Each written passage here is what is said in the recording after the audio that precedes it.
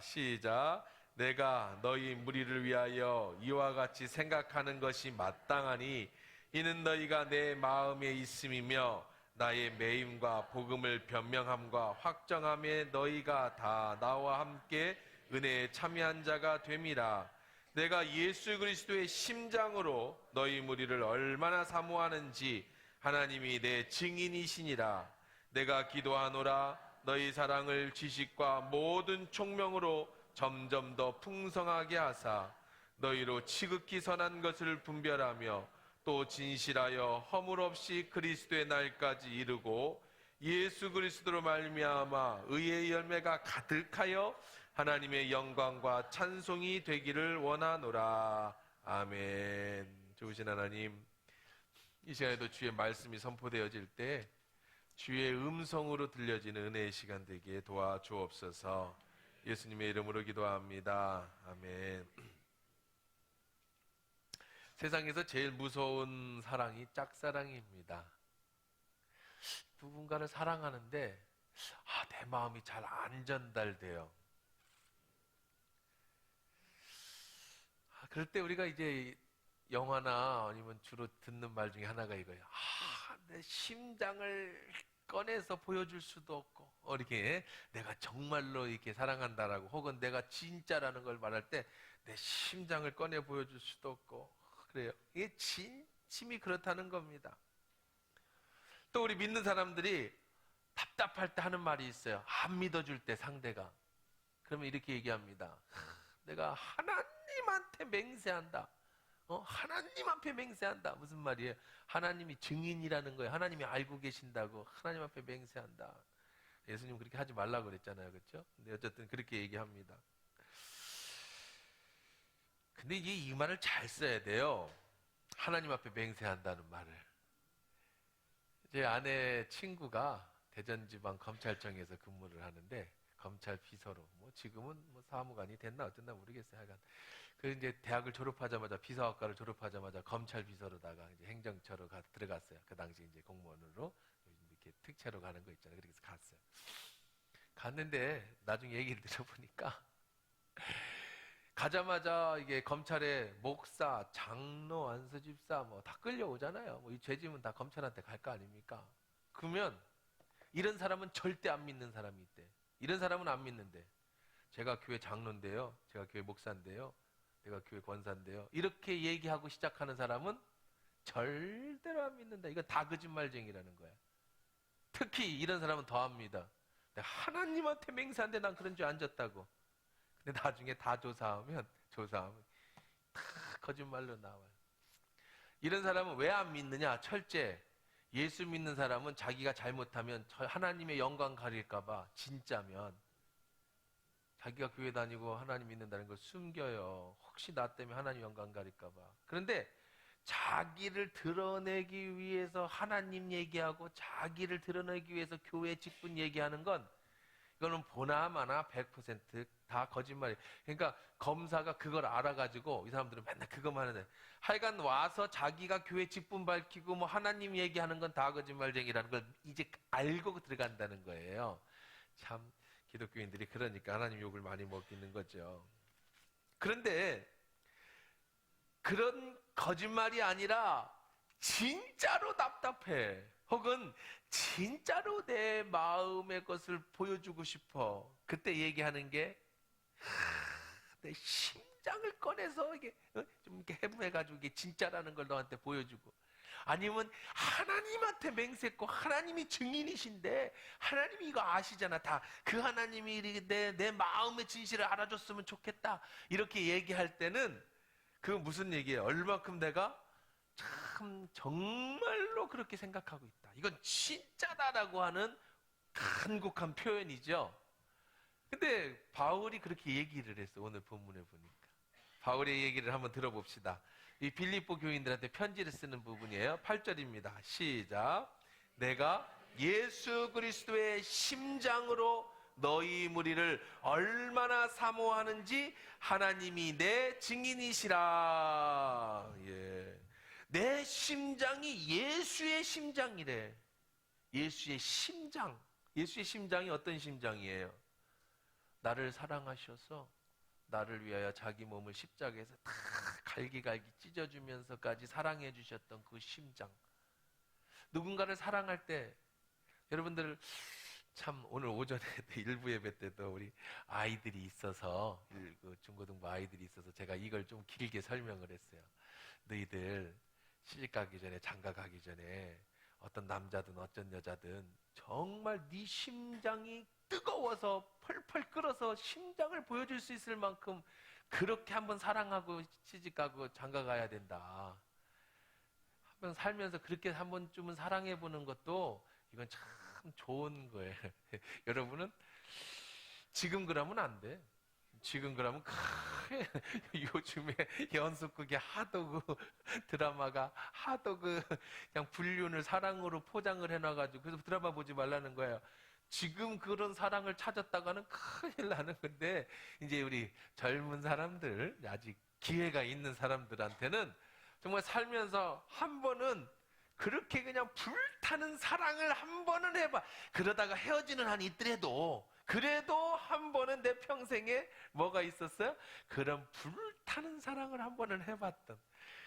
여러분 중에는 뭐 그런 사람도 있었을 것이고, 그냥 중매해가지고 이제 뭐 이 사람하고 만나서 뭐 살아보면 괜찮겠다 싶어갖고 그냥 결혼한 사람도 있을 것이고 그럴 건데, 어쨌든 바울은 지금 뭐라고 얘기하고 있냐면 그 자신을 위해서 죽어줄 수 있는 사랑, 예수의 사랑 아닙니까? 제가 제 아내한테 그 불타는 사랑으로 사랑한다고 하니까 냉정하게 날 위해 죽을 수 있어? 그러더라고요. 그 20살짜리가. 지금 생각하면 어디서 그런 생각이 나는지. 그런데 그런다고 그랬지 뭐. 죽을 수 있다고. 저는 의리를 지키는 사람이에요. 지금도 죽을 수 있어요. 안 믿는 얼굴들로 그래. 남자들이 왜 남자들이 웃는 게 이게 좀 이거는 이상한 웃음인데요. 어쨌든 간에 지금도 그래요. 사랑, 죽을 수 있는 사랑. 예수님이 나를 위해서 죽어주시는 그 사랑, 정말 사랑하는 사람을 위해서 죽을 수 있는 그 사랑, 그 심장, 그 심장으로 어떻게 한다고? 너희들을 사모한대. 너희 무리가 누구예요? 교회죠. 빌립보 교회 무리들을, 당신들을 얼마나 사모하는지 하나님이 증인이시다. 목사가 주로 하는 말, 이런 말이 있어요. 이제 목사님 뭐 이 상황이 이렇습니다. 그래요? 알겠습니다. 제가 기도해 드리겠습니다. 저도 자주 하는 말이에요. 제가 기도해 드리겠습니다. 기도하겠습니다. 문자로도 보내고 혹은 뭐 이렇게 이야기하기도 하고, 뭐 어떨 때는 뭐 길거리에서도 기도해 드리고, 뭐 어떤 때는 서서도 기도해 드리고, 아니면 제가 저녁에 와서 혹은 새벽에 기도를 할 때 잊지 않고 기억하며 기도합니다. 근데 이제 저는 어쨌든 제가 한 말에 책임을 지기 위해서 기억하면서 기도를 하는데, 여러 사람들을 만나다 보면 잃어버릴 때가 있잖아요. 기도해 드릴게요. 근데 뭐 아주 엄청난 거 아닌 거, 큰 사건은 뭐 절대 안 잊어버리지만 뭐 그냥 별거 아닌 거 있잖아요. 요즘 몸살이에요, 목사님. 그래요? 제가 기도해 드릴게요. 근데 그 몸살 정도는 뭐 그냥 일어날 수 있는 거니까 잃어버릴 수 있잖아요. 그래도 제가 기도해 드리겠습니다 했던 거니까 하나님 앞에 그렇게 기도합니다. 혹시 하나님, 새벽 기도 같은 기도할 때 제가 성도들한테 누구든지 기도한다고 약속해 놓고 혹시 잊어버린 것 있으면 지금 하나님 기억하셔서 하나님 그 기도를 응답해 주십시오라고 그렇게 꼭 하나님 앞에 부탁을 해요. 그러니까 뭐냐면 제가 기도해 드린다고 했던 말에 내가 그래도 진심이 좀 하나님 앞에나 사람 앞에서 이제 흠없이 코람되어 정직하게 좀 살아가 보려고 그렇게 기도를 합니다. 또 특히 이제 제가 사랑한다는 말을 쓸 때, 제가 이제 여기다가도 이게 원고에다가 사랑하는 성도 여러분 이렇게 쓰거든요. 그럼 이제 또 가끔씩 제가 사랑하는 성도 여러분이라고 하는 말을 중간에 넣을 때는 제 의도를 가지고 사랑하는 성도 여러분 할 때는 정말로 여러분들 마음이나 성도들에게 사랑하는 마음이 있을 때만 이 얘기를 해요. 어느 날 한 달 동안에 이제 방송송 다 올라오잖아요. 설교를 이제 홈페이지에 제 설교를 한 달 정도를 모니터링을 하실 때 사랑하는 성도 여러분이 안 나오거든. 목사님이 지금 큰 문제가 생겼구나. 교회 성도들을 바라볼 때. 그렇게 아시면 돼요. 왜냐하면 사랑하는 한 명이든 두 명이든 사람 마음이 없으면은 이걸 말 못해. 사랑하는 성도를 이거 잘 못하는 거예요. 그게 이제 그러려고 그래. 그냥 뭐 다 그런 건 아니고 저는 그러려고 그럽니다. 근데 참 사랑한다라는 말이요. 이거 너무 흡해졌어요. 흔해져 버렸어요. 사랑합니다, 고객님. 나 진짜 사랑할까? 그 사랑하는데 5,000원짜리 쿠폰도 안 주던데? 뭐 바꿔달라 그러면 안 바꿔주고? 사랑한데 고객님. 근데 왜 나 사랑하는데, 그리고 사랑하는 사람한테 물건도 잘 안 바꿔주고, 뭐 서비스도 현찮고, 5,000원짜리 쿠폰도 한 장 나한테 안 보내주던데 뭘 사랑한다고 그래? 그냥 사랑합니다. 또 제일 그 어리석으면서 그 사랑한다는 말을 믿는 사람들 있죠. 그 연예인들, 팬카페. 상대 뭐야 뭐 여러분들을 사랑해요 막 눈물 흘리고 연예인이 그러면 막 애들이 진짜 자기를 사랑하는 줄 알고 막 같이 울고 막 그래. 가서 물어봐. 나 알아요? 그러면은 그거 한번 이틀만 쫓아다녀봐요. 바로 전화합니다. 스토커. 나 쫓아다닌다고. 사랑한다고 몇 번 그 집 앞에 서 있어봐요. 바로 경찰 옵니다. 사랑하기 무슨 사랑이 그런 사랑이 있어. 그죠? 바울이 지금 이 빌립보 교회를 사모해요. 사랑해요. 그래서 빌립보 교인에게 지금 편지를 쓰고 있어요. 1장 이제 시작했어. 첫인사하고, 근데 주의 종이라는 얘기도 하고, 너에게 평강이 있을 거라고 첫인사도 했어요. 그 다음에 이제 본론에 들어갑니다. 본론에 들어가서 제일 먼저 바울이 하고 싶은 얘기가 뭐냐면, 내가 너희들을 얼마나 사랑하는지, 내가 너희 교회를, 빌립보 교회를 얼마나 사모하는지, 이 얘기를 하는 건데, 근데 바울이 얼마나 많은 교회를 개척했습니까? 그러니까 이 사랑한다는 말이 빌립보 교인한테 어떻게 들릴까? 목사가 사랑하는 성도 여러분 하는 것처럼, 이 연예인이 팬들한테 여러분 사랑해요 하는 것처럼, 혹은 뭐 텔레마케터가 고객님 사랑합니다 하는 것처럼 들리면 그거는 별 의미가 없잖아요. 사랑이라는 말이 이게 너무 기복이 커. 죽을 수도 있을 만큼 하는 것도 사랑이고, 1원짜리 사랑도 사랑이야. 알지도 못하는 사람한테도 사랑한다는 것도 사랑이야. 이 단어를 쓰기가 그래. 그래서 바울이 내 사랑을 예수의 심장으로 비유하는 거예요. 그냥 하는 말 아니야. 예수의 심장으로 사랑한다. 그냥 하는 말이 아니야. 하나님이 증인이시다. 정말 믿어달라는 거죠.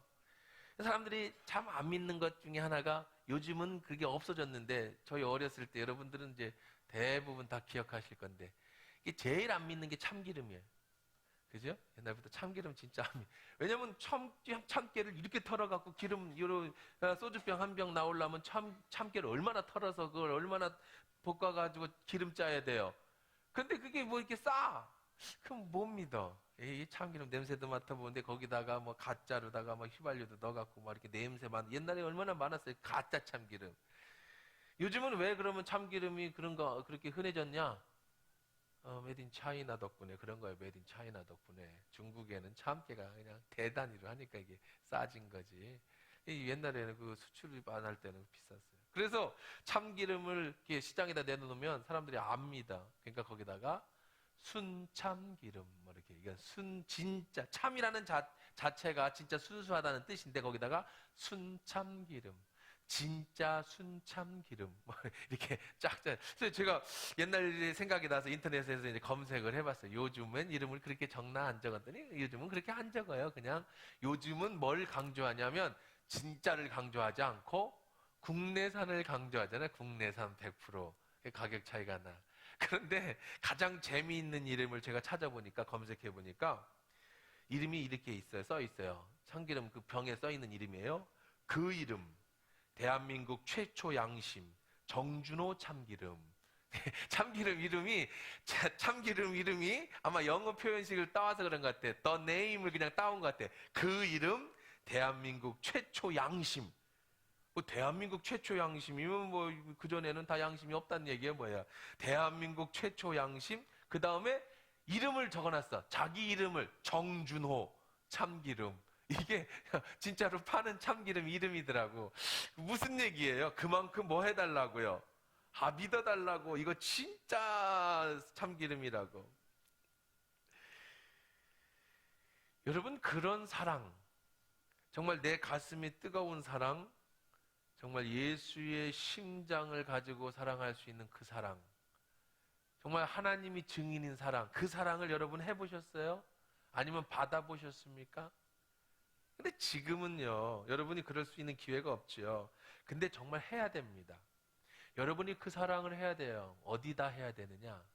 바울이 어디다가 그 사랑을 했어요? 누구를 향해서? 빌립보 교회를 향해서. 여러분도 그 사랑을 지금 딴 남자한테, 지금 짠 여자한테 그랬다가는 큰일 나는 일이고, 여러분의 그 불타는 예수의 심장을 가진 정말 하나님이 증인이신 그 사랑을 우리 하나교회 여러분의 사랑을 쏟기를 주의 이름으로 축원합니다. 왜 그렇습니까? 교회는 예수님의 피값으로 세우신 곳이기 때문에 그래요. 여러분, 교회를 잘 알아야 합니다. 여러분 한 사람 한 사람이 예수님의 피값으로 사신 여러분들이 하나님의 사람들입니다. 여러분 속에 성령님이 계세요. 그리고 여러분 자신이 교회예요. 내가 교회입니다. 왜냐하면 내 안에 성령님이 계시니까. 그런 여러분 한 명 한 명 한 명이 모여서 오늘 함께 예배를 드리는 이곳을 우리는 한화교회라고 하는 것이고요. 이 교회는 예수 그리스도가 머리가 되신 예수의 몸이에요.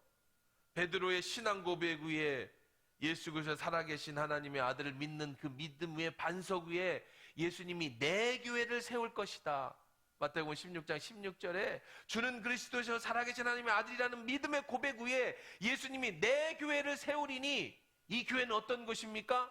음부의 권세가 이기지 못하는 곳, 사단이 여러분을 해하지 못하는 곳, 하나님이 여러분을 평생을 보호하시고 지켜주시는 곳, 이것이 바로 예수의 몸된 교회인 줄 믿습니다. 여기를 사랑해야 되는 거예요. 네가 여기에서 기도하면 하늘에서, 여기서 풀면 하늘의 문이 열릴 것이다. 교회에서 풀면, 네가 여기서 묶으면 지옥의 악한 것들이 묶임을 받게 될 것이고 닫아지게 될 것이다. 그 능력을 어디다 주셨어요? 몸된 교회에 주셨어요. 이 교회가 바로 예수 그리스도예요. 그래서 바울은 누구를 그렇게 사랑하느냐? 바울은요, 결혼을 안 해봤어요.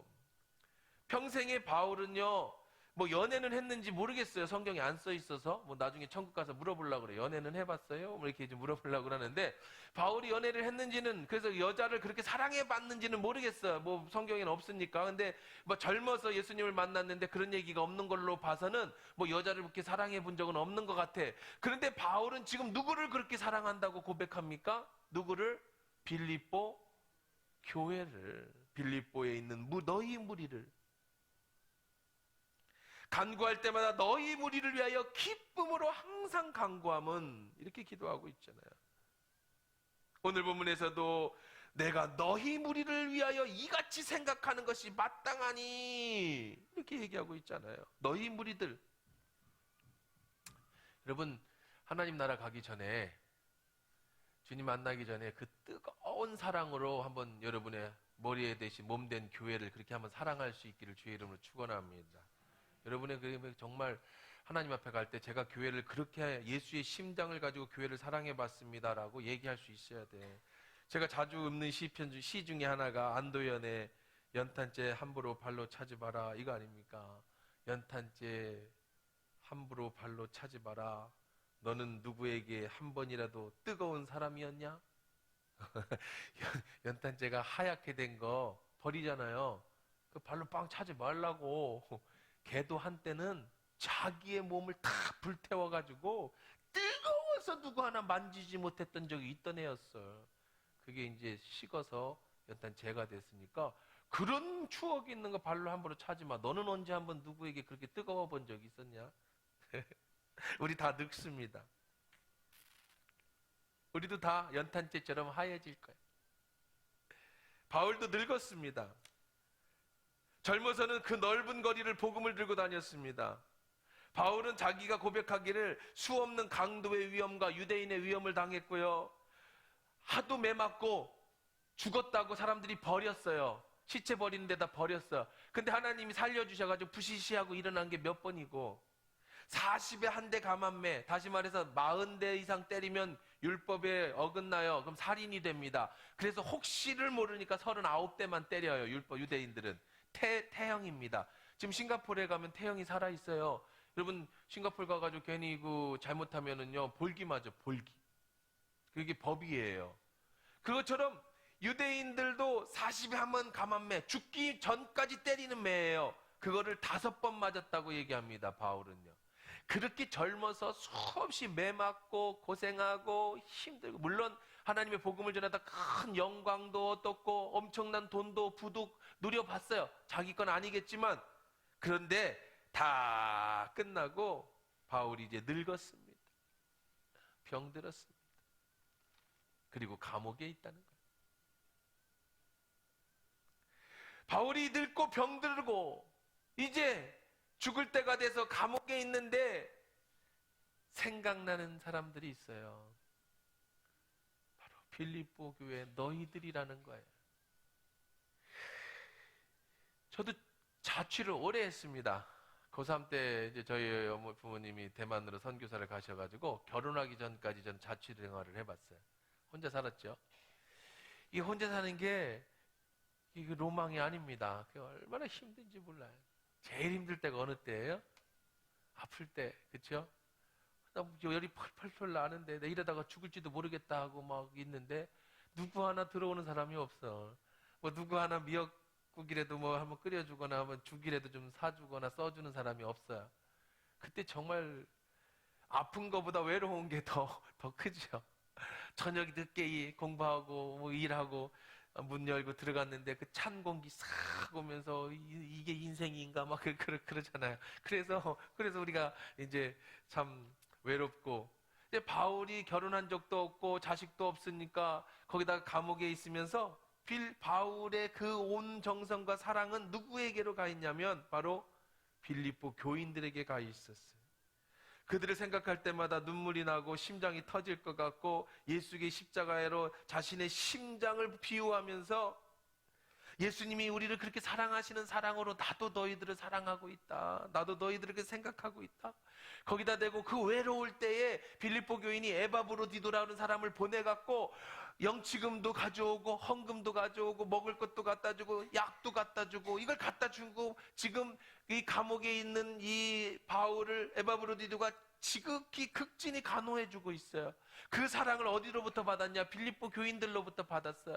그러니까 가슴이 부러지는 거예요. 그들을 생각할 때마다. 참 뜨거운 사랑. 여러분들 이렇게 이런 교회를 그렇게 사랑하시고요. 또 선교사님들도 그렇게 사랑해 주시고 그래야 돼요. 제가 이번에 집회 갔는데요. 참 놀라운 거 한 가지는 96세 되신 원로 장로님이 계세요. 96세 된 원로 장로님.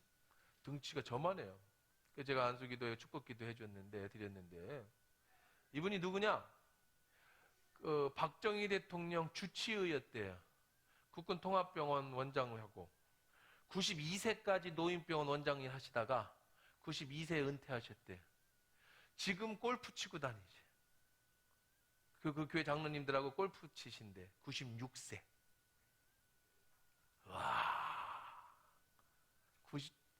여자도 아니고 남자 장로님이 그래서 보통 나이가 드셔서 건강하게 90세 이상 그렇게 다니시는 분들 보면 왜소해요. 소식하시고.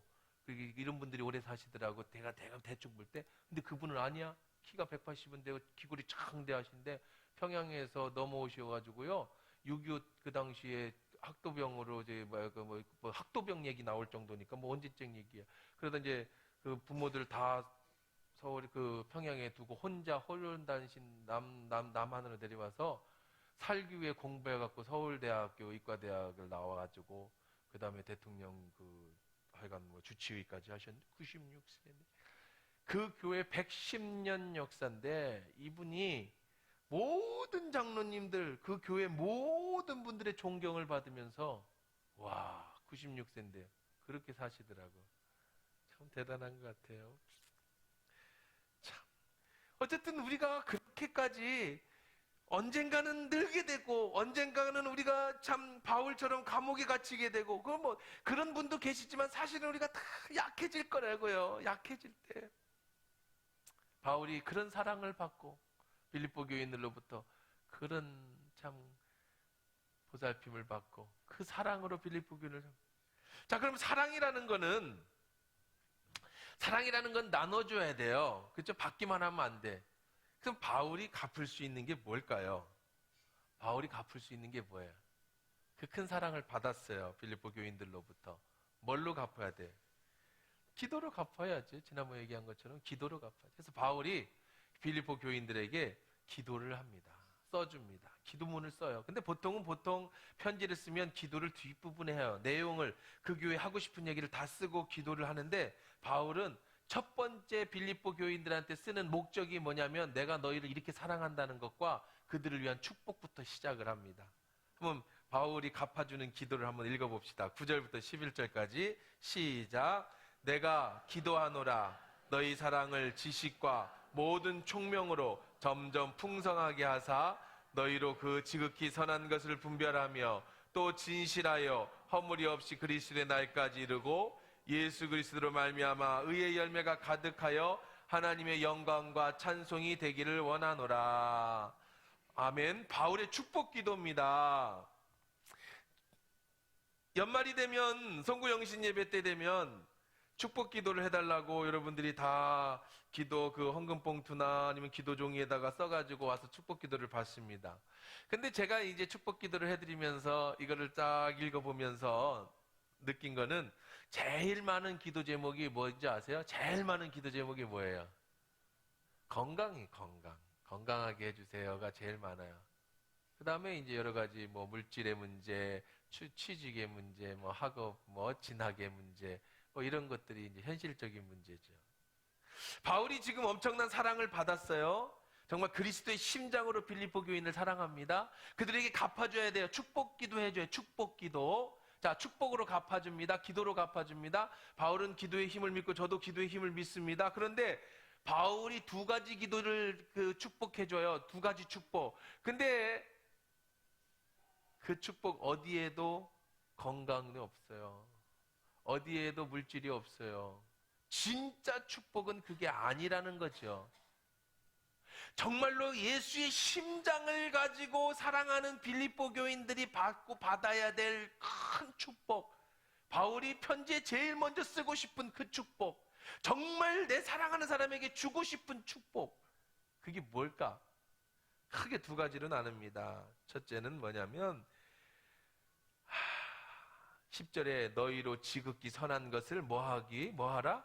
분별이에요. 첫 번째는 분별. 근데 뭘 분별하냐면 보니까 지극히 선한 것이에요. 근데 지극히 선한 것을 분별하기 위해서 그 전에, 그러니까 이 모든 문장이 요 문장 때문에 있는 거예요. 그냥 첫 번째는 분별이에요. 왜 뭐냐면 내가 기도하노라 너희 사랑. 그렇죠? 예수님에 대한 사랑. 그리고 너희 뭐예요? 지식. 너희들의 하나님에 대한 지식, 말씀에 대한 지식. 그리고 세상을 살아가는 뭐 총명, 뭐 명철한 것이 점점 풍성해져. 지금보다 더 사랑이 풍성해지고 지금보다 더 지식이 풍성해지고 지금보다 더 총명이 풍성해져서 그 전 풍성해진 것으로 지극히 선한 것이 무엇인지, 뭐가 선한 게 뭐가 악인지를 분별하게 해주십시오. 이게 첫 번째 기도 제목이에요. 하며, 그러니까 단어가 끝났죠. 문장이 끝났습니다. 문장이 길지만 단어가 여러 가지가 있지만 우리나라의 문법은요 항상 끝에 핵심 문법이 나와요. 영어는 먼저 얘기하고 서술을 하는데 우리나라 문법은 끝까지 들어봐야 돼. 한국말은 끝까지 들어봐야 돼. 진짜 하고 싶은 말은 언제 나와? 맨 끝에 나오니까 한국말은 끝까지 집중해서 들어야 돼. 미국말은 먼저 얘기하고 줄줄줄줄 그거에 대한 설명을 하는데 우리나라 말은 끝까지 들어봐야 돼. 그러니까 바울의 이 오늘 표현에서 기도하는 첫 번째는 분별하며 분별하게 해주십시오. 다음으로 이런 뜻이거든요. 분별하게 해주십시오. 분별하는 능력을 갖게 해주십시오. 무엇을 분별하냐? 지극히 선한 것을 분별하게 해주십시오. 여러분, 우리가 정말 하나님 앞에 받아야 될 축복이 뭐냐면요, 선한 것을 분별하는 축복을 가지셔야 돼요. 분별의 축복이 축복입니다. 이 총명은요, 여기 보면 이 총명, 분별, 이게 같은 단어, 이제 비슷한 단어로 쓰이는데, 보세요. 내가 기도하노라 너희 사랑과 지식과 모든 총명. 총명은 수네시스라는 단어인데요. 헬라어 바울이 이 빌립보서를 쓸 때 수네시스라고 썼어요. 이 단어의 뜻은 뭐냐면 판단하는 것, 분별하는 것이라는 뜻이에요. 근데 우리가 두 번 쓰는 것이 안 이쁘니까 앞에는 총명이라고 했고 뒤에는 분별이라고 한 겁니다. 그러니까 바울의 말은 뭐냐면 너희들이 사랑으로, 지식으로, 이 모든 것으로 분별할 줄 알아야 한다. 이것이 축복이다. 이것은 골로새서 1장 9절이나 디모데후서 2장 7절에도 이 단어를 썼는데요. 자, 여러분 인생을 한번 뒤돌아보세요. 이 왜 분별이 축복인지, 왜 우리가 이런 분별의 은사를 받아야 되는지 잘 보세요. 여러분 인생을 한번 거꾸로 뒤돌아보십시오. 여러분이 말하는 성공이라는 것, 여러분이 말하는 실패, 내 인생에서 이것 때문에 성공했어, 내 인생에서 이것 때문에 실패했어 라고 하는 성공과 실패의 순간에는요, 늘 뭐가 있었냐면 선택이라는 게 있었어요. 모든 것에. 모든 것이에요. 자, 지금 예를 들어 내가 이 남자를 만난 게, 이 여자를 만난 게 지금 생각하니 축복이었다. 하나님의 최고의 축복이었다. 지금 생각하니 이것은 내 큰 실수였다. 그 선택할 때 필요한 게 뭐냐면 분별이에요. 분별. 사업하시는 분이 지금 이 계약을 할 건지 말 건지, 내가 이 계약을 해야 되는지 말아야 되는지, 뒤돌아보니 그때 계약한 것이 내 인생의 큰 성공이었어. 내가 그때 그 회사 입사한 것이 내 인생의 큰 성공이었어. 혹은 내가 그때 계약하는 것 때문에 내 인생이 망쳐졌어. 혹은 내가 그때 그 회사를 들어가지 말고 여기를 갔어야 돼. 그 선택의 순간에서 항상 필요한 게 분별이에요. 모르니까 미래에. 하나님이 주시는 축복 중에 축복은요, 이 분별의 수네시스라고 하는 총명, 분별의 축복. 바울이 빌립보 교인들에게 주는 첫 번째 축복의 메시지는 너희들에게 사랑과 지식이, 총명이 풍성하게 자라서, 우리 어린아이가 자라듯이 여러분이 계속 자라서 선한 것을 분별하는 것. 단순히 인생에 살아가면서 성공과 실패를 분별하는 것뿐 아니라 더 크게 하나님이 원하시는 것과 원하시지 않는 것, 이것이 내게 유익한 것과 유익하지 않은 것, 이것들이 여러분 머리 위에 지식이 커가고 사랑이 커가고 총명이 커가서 분별할 수 있는 능력이 점점 많이 자라기를 원한다. 이것이 축복이라는 겁니다. 우리는 하루에도 수없이 선택하며 살잖아요. 분별해야 돼요. 분별을 잘못하면 미래가 불투명해지고 미래에 고생하게 되는 거예요. 영혼도 그래요. 제 딸이 이번에 대학에 입학해가지고 아직 입학도 안 했는데 미리 이제 수업을 받았어요. 여러 가지 선제하는 수업이 있어서 수업을 받는데 학교를 가잖아요. 제일 귀찮게 이 신천지들이라는 거예요.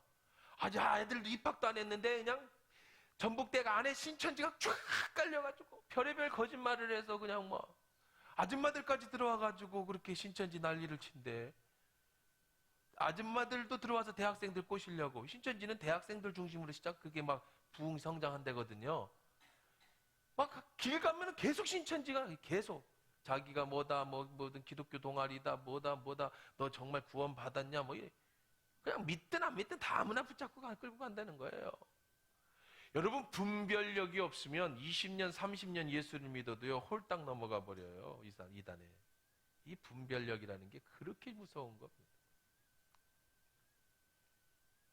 여러분이 자녀를 키울 때도 분별력 있게 키워야 되죠. 무언가를 판단할 때도 분별의 기술이 있어야 됩니다. 능력이 있어야 됩니다. 그래서 바울이 이 사실을 너무 잘 알았기 때문에 내 가슴에 그리스도의 심장을 가지고 너희들을 그렇게 사랑하는데 너희들에게 주고 싶은 그 축복의 메시지는 뭐냐? 너희들을 위해서 내가 매일 기도하는 게 뭐냐? 하나님, 이들의 사랑이 자라게 해주십시오. 이들의 지혜가 자라게 해주십시오. 총명이 자라게 하십시오. 그래서 하나님, 당신의 선한 것을 분별할 수 있게 해주십시오. 이게 분별이 안 되면 교회 와서도 딴짓거리를 해요. 세상 것까지 와가지고 이게 교회인지 세상인지 분별이 안 돼. 세상 방법으로 교회 와가지고 골치 아파져요. 이게 분별이 안 되면, 선한 것이 뭔지가 분별이 안 되면, 하나님의 기쁜 것이 뭔지 모르면 나도 힘들고 주변도 힘들게 하는 거예요. 여러분의 총명이 선한 것을 분별할 수 있는 능력으로 나타나길 주의 이름으로 축원합니다. 이게 분별력이에요. 어느 청소년 아이가 절도로 잡혀왔습니다. 근데 이 아이가 그 경찰이, 형사가 신문을 해보니까 똑똑해요. 근데 가정이 너무 참 불쌍해서 애가 공부를 못해서 이렇게 절도를 저지른 거예요. 그래서 이 형사가 이 아이를 보고 검사한테 소장을 쓰면서 한 번만 선처해달라고 부탁을 해서 이제 잘 빠져나왔습니다. 그리고 이 애를 어떤 그 단체에 대한 맡기면서, 어느 집에 맡기면서, 얘는 정말 똑똑한 애니까 정말 가르치기만 하면 정말 훌륭한 애로 키울 수 있다, 잘 부탁한다고 이제 맡겨줬어요. 몇 년이 지났습니다. 그런데 그 놈이 또 잡혀왔어요. 형사가 보니까 그때 내가 해가지고 빼줘서 공부시켰던 애인데 또 잡혀왔어. 너무 가슴이 무너지죠. 앉혀놓고 뭐야, 왜 왔어? 보니까 공문서 위조, 사문서 위조, 지능번호로 잡혀왔어요. 이번에는 너무 똑똑해서 공부를 가르쳐놨더니 이번에는 사기꾼이 돼갖고 온 거야. 옛날에는 멍청할 때는 절도범으로 잡혀왔는데 똑똑해지니까 이번엔 사기꾼으로 잡혀왔다고요. 선한 것을 분별하는 거예요. 똑똑해지고 총명해져서 세상 것으로다가 세상에 가서 잘 먹고 잘 살라는 총명이 아니고 하나님의 선한 것을 분별할 수 있는 능력. 여러분에게 그런 능력이, 총명함이, 판단력과 분별력을 주시기를 축원합니다. 한 가지만 더, 무슨 축복의 기도를 드렸을까요? 그 다음에 또 그랬어요. 두 번째예요. 이제 두 번째 단어. 또 진실하여 허물이 없이 그리스도의 날까지 이르고 예수 그리스도로 말미암아 의의 열매가 가득하여 하나님의 영광과 찬송이 되기를 원하노라. 여기가 이제 한 문장인데요. 자, 근데 이제 여기도 역시 이르고가 있으니까 두 문장을 하나로 묶었어요. 근데 이제 하여간 다 복잡하니까 생략하고, 한마디로 말하면 너희들이 영광과 찬송이 되기를 원한다. 누구의 영광과 찬송이 되기를 원해요? 하나님의 영광과 찬송이 되기를 원한다. 언제까지? 그리스도의 날까지. 그리스도의 날까지 이를 때까지. 그리스도의 날이 언제지요? 예수님의 재림. 근데 예수님의 재림은 너무 멀다고 그랬잖아요. 언제까지? 내가 죽는 날까지. 죽음과 재림은 동시간에 일어나는 거라고 제가 말씀을 드렸습니다. 모르는 분은 이제 한번 찾아서 보세요. 내 죽음과 재림은 동시간 같이 일어나는 사건이에요. 그러니까 여러분이 언제까지 살지 몰라요. 나는 기도하면서 느끼는 건, 나는 오래 못 살 것 같다는 생각이 들어. 저는 일찍 죽을 것 같아. 하나님 일찍 데려가실 것 같아. 하여간 언제 데려가실지를 몰라. 40에 데려가실지, 50에 데려갈지, 60에 데려갈지, 100세에 데려가실지, 아까 얘기한 96세까지 골프 치시면서 교회에 큰 기둥으로 삼으실지, 그거는 뭐 하나님이 아시는 건데, 언제 내가 됐든 네가 하나님 앞에 가는 날까지, 그때까지 어떻게 하기를 원한다? 어떻게 하기로 해요? 하나님의 영광과 찬송이 되기를 원하는데, 그 앞에 또 단어 있어요. 진실하여 허물이 없이. 허물 없이 그때까지, 네가 허물 없이 예수님을 만나기를 원한다. 야, 이게 진짜 축복 아니에요? 돈 많이 버는 것보다 더 큰 축복 아닙니까? 건강하게 사는 것보다 더 큰 축복이 뭐예요? 네가 예수님 만나는 날까지 허물 없이 살기를 기도한다. 그때까지 네가 하나님의 찬송이 되기를 기도한다. 야, 이게 진짜 축복이죠. 우리의 소망이 영원한 하나님 나라인데, 그때까지 아무 사고 없이, 육신의 사고도 없어야겠지만 영적 사고도 없이 내 신앙 지키면서 하나님의 영광이 되면서 하나님의 풍성한 그 풍성함으로 언제까지? 주님 오시는까지. 이야, 이 축복은 나도 받고 싶고 여러분에게도 드리고 싶습니다. 여러분에게 이 축복이 있기를 축원합니다. 저는 노예에서 지난 가을 노예도 그렇고 이번 봄 노예 때도 그렇고 제가 안수위원입니다. 목사들 이제 새로 목사들 이렇게 목사 안수 받을 때 안수위원이에요. 많이 받을 때는 저희 때는 40명, 50명씩도 받았는데 지금은 이제 노예가 두 개로 나눠지고 또 이제 많이 적어서 적으면 한 20명 정도 이렇게 안수를 합니다. 제가 이제 안수 사회를 보고 혹은 또 제가 안수 기도를 해주고 그렇게 하는데 안수할 기도할 때 참 감동이 있어요. 목사 안수 받는 건 평생 한 번 받는 거 아니고 사람들도 얼마나 많이 오는지 몰라요. 팍팍하게 옵니다. 막 각 교회 달러 막 버스 대절해 갖고 오잖아요. 부목사 안수 받을 때. 그 담임 목사님부터 시작해서 참 가운 쫙 입고 안수하는 참 감동이 있어요. 그런데 안수식보다 훨씬 감동이 있는 게 뭔지 아세요? 은퇴식. 안수식은 40명씩 제가 안수를 받는데요. 은퇴식은 많아야 2명이에요. 그 해. 40명씩 목사 안수를 받아서 진짜 은퇴하는 사람은 2-3사람도 안 된다는 거예요. 은퇴식은요, 대부분 점심 먹고 하거나 그럽니다. 노예에 참석한 목사 장로도 안 들어가요. 거의 재미없습니다. 늙은 할아버지 은퇴하는데 설교도 길고 할 것도 많고 안수식처럼 익사이팅한 것도 없고 그러니까 다 점심 먹고 이제 2시에 속회합니다. 1시부터 안수식 있습니다. 그러면 안 갑니다. 저도 처음에는 못 모르고 안 갔는데 요즘은 제가 일부러 가요. 얼마나 감동이 있는지 몰라. 특히 한 교회에서 20년 이상 목회를 하면 원로 목사로 우리 교회 노예에서 어떤 노예장을 지냈다든가 그러면 공로 목사로도 이제 인정을 해서 그 원로 목사, 공로 목사 이제 그런 행사를 치릅니다. 그 교회 성도만 오지 목사들도 안 오고 황합니다. 그냥 거기에 이제 몇 명이 올라와서 그냥 목사. 근데 저는요 그 모습을 볼 때마다 첫 번째는요 경외심이 들어요. 목사가 70살에 대해서 은퇴할 때까지 은퇴를 했다는 건요 그 사이에 사건 사고가 없었다는 거예요. 그러지 않겠어요? 두 번째, 한 교회에서 20년씩 목회를 했다는 건요 일반적으로 그분의 인격이 어떤가를 보여주는 거예요. 한 사람 앞에 1년, 2년, 3년은 속일 수 있어요.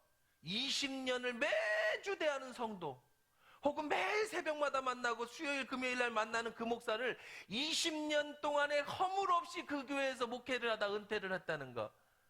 사람들은 우습게 생각하고 별거 아니라고 생각하지만 그분이 보통 인격을 가지지 않고는요 그렇게 못 있어요.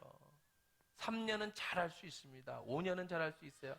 10년 하면은요 지겹고 20년 하면요 아주 지겨운 데다가 문제라도 생기면. 그런데요 20년 그분이 아무리 좋은 인격을 가졌다 할지라도 사람이라 하나님이 지켜주시지 않으면 절대로 그 교회에서 20년 목회를 못하는 거예요. 어떻게 예수님이 오셔서 목회를 하시겠어요? 천사입니까?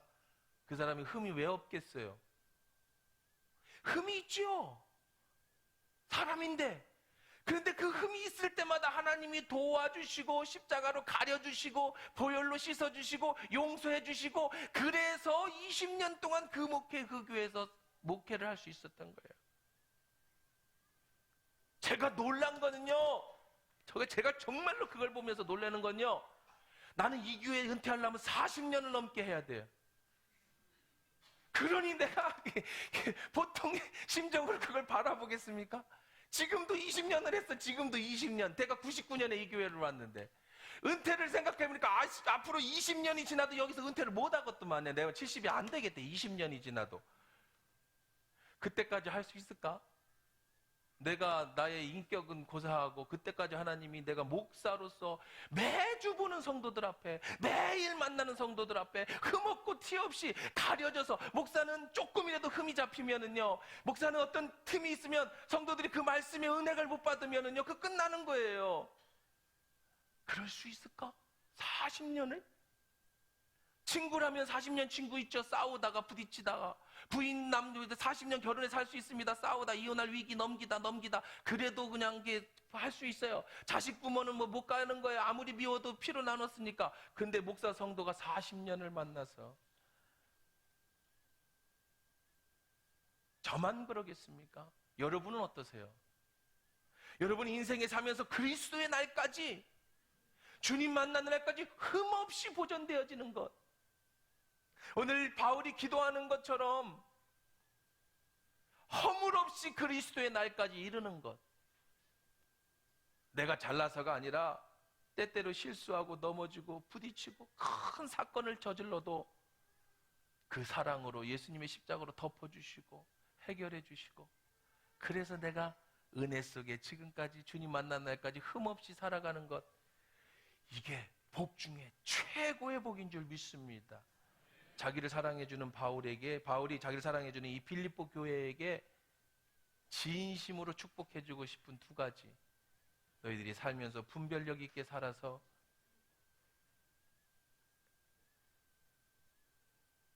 그 다음에 두 번째는 그리스도의 날까지 네가 허물없이 예수님을 만날 수 있게 되기를 원한다. 이게 바울이 자기의 그리스도의 심장을 가지고 사랑하는 빌립보 교인에게 주는 최고의 축복의 메시지. 저는 오늘 이 축복의 메시지를 여러분에게 선포할 수 있게 됨이 정말 감격스럽고 감사합니다. 저는 이제 강해 설교를 하니까요, 골라서 하는 건 아니니까. 여러분, 오늘 빌립보 교인에게 한 바울의 이 축복이 우리 하나교회에게 주시는 축복이기를 주의 이름으로 축원합니다. 여러분의 인생의 삶에 분별력이 있어서 지극히 선한 것을 분별하시고 주님 만나는 날까지 허물없이 하나님의 영광과 찬송이 되기를 주의 이름으로 축원합니다.